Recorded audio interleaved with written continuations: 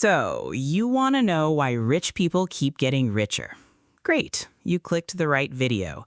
And before you ask, no, the secret is not work hard. If working hard made people rich, your grandmother who raised 6 kids on 2 jobs would own a yacht.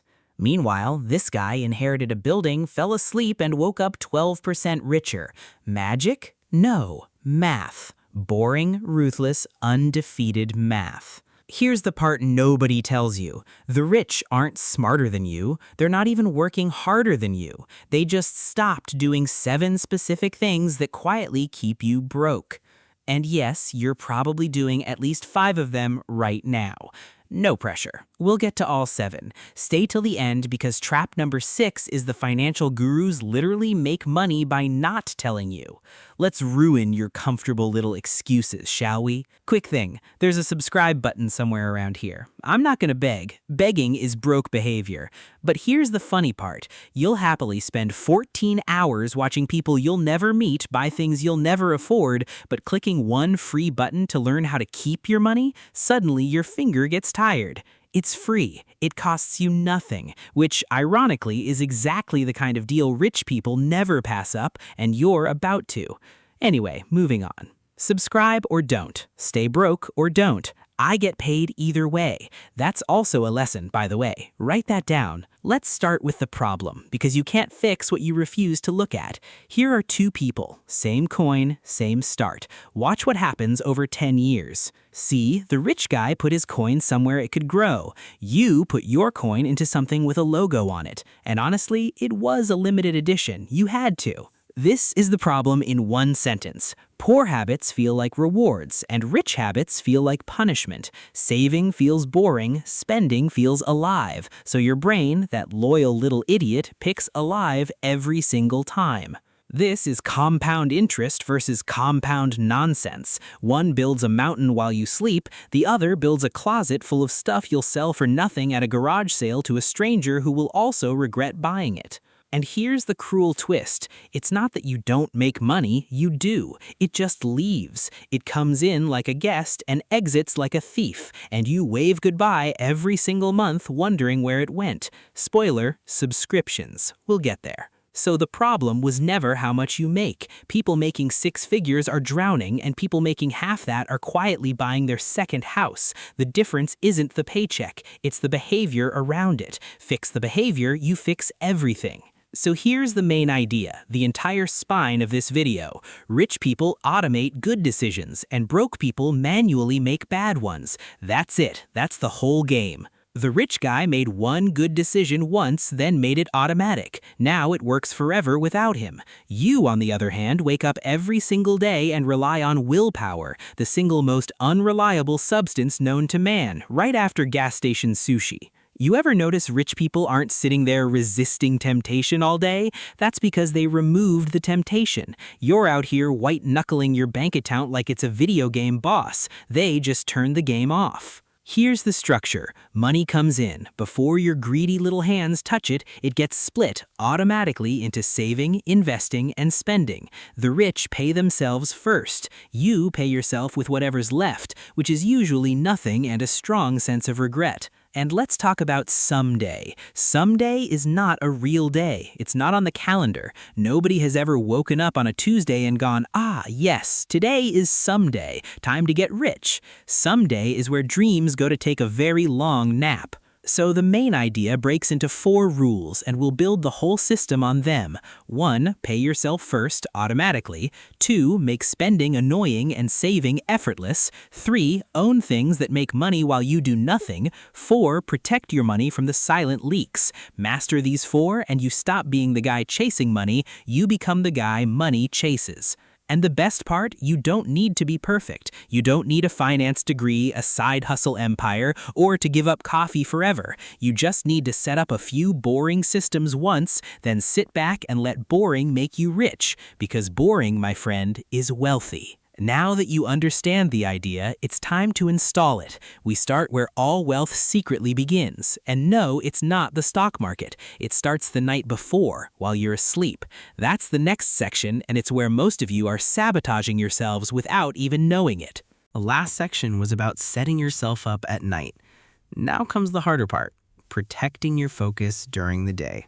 Because every morning you wake up with good intentions, and then the internet arrives like a raccoon breaking into a campsite. You had plans, important plans, life-changing plans, but somehow you ended up learning 17 facts about ancient toilets. The problem isn't laziness, it's accessibility. Think about it. Building a business? Hard. Writing a book? Hard. Learning a skill? Hard. Watching 10,000 short videos? Effortless. Your brain isn't broken, it's efficient. It naturally chooses easier rewards, which means your environment matters more than your willpower. Here's a simple rule. Make distractions harder. Make progress easier. Put social media apps on the last page. Turn off unnecessary notifications. Leave your phone in another room. Will this feel extreme? Yes, but not as extreme as spending 5 years saying, I'm gonna start next month. Another powerful habit, the 10-minute start rule. Tell yourself you'll only work for 10 minutes. That's it. No pressure, no commitment, just 10 minutes. Because starting is usually the hardest part. Once you're moving, momentum takes over. Most people don't quit because the task is difficult. They quit because the starting feels uncomfortable. And unfortunately, success has a strange allergy to comfort. Daytime protection checklist. Silence notifications. Put your phone outside your workspace. Start with 10 minutes. Finish your most important task first. Avoid multitasking. Now let's talk about the sneakiest traps, the ones that look productive but secretly destroy execution. Trap number 1, perfectionism, also known as fear wearing expensive clothing. Perfectionists often sound ambitious, but listen carefully. I'll start when it's perfect. Perfect camera, perfect timing, perfect plan, perfect opportunity, perfect confidence, perfect weather, perfect alignment of Jupiter. Meanwhile, the imperfect person starts immediately, makes mistakes, learns, improves, wins. The world rewards finished work, not perfect intentions. Trap number 2, overthinking. Overthinkers believe more thinking creates more clarity. Sometimes it does. Most times it creates more thinking. Imagine standing at the edge of a swimming pool trying to calculate every splash before jumping. Some lessons can only be learned during action, not before it. Trap number 3, the motivation waiting room. People treat motivation like a bus. They're waiting for it to arrive. Here's the truth. Motivation often shows up after action, not before. Action creates momentum. Momentum creates motivation. Motivation creates more action. The final advanced trap is one almost nobody notices: identity collecting. People love calling themselves things: writer, creator, entrepreneur, athlete. But identity without action becomes cosplay. You aren't what you plan. You aren't what you intend. You aren't what you dream. You're what you repeatedly do. Advanced trap escape plan. Start before you're ready. Finish before it's perfect. Act before overthinking. Build momentum first. Let actions create identity. Because ideas are cheap, execution is expensive. And unfortunately, the subscription fee is paid daily, in effort, in consistency, in uncomfortable action. No free trial, no discount code, no refund policy. Congratulations, you're finally installing the software most people keep postponing. It's called doing the thing. Now we enter the final phase. Not learning, not planning, not thinking about changing your life. Actual execution. Because at this point, if you're still waiting for motivation, I have bad news for you. Motivation is not coming. It's not stuck in traffic. It didn't forget your address. It simply does not care. So we replace it with something better: repetition. You're going to do a 1-week execution challenge, not to become perfect, not to become that guy, but to prove to yourself that you can actually show up for more than 2 days in a row. Day 1 is simple. You start. That's it. Not finish, not optimize, not impress anyone. Just start.